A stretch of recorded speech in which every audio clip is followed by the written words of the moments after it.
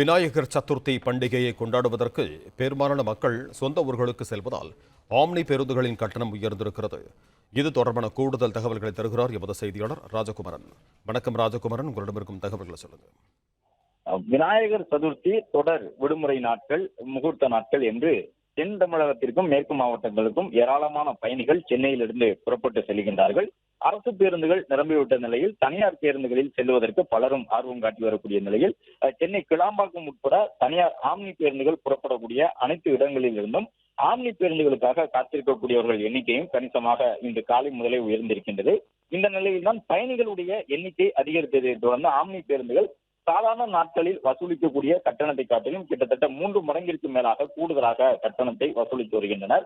அதன்படி திருச்சிராப்பள்ளிக்கெல்லாம் வழக்கமாக இது போன்ற நாட்களிலே 600 ரூபாய் வசூலிக்கப்படும். ஆனால் தற்பொழுது திருச்சிராப்பள்ளிக்கு 1000 ரூபாய்க்கும் கூடுதலாக கட்டணம் வசூலிக்கப்படுகின்றது.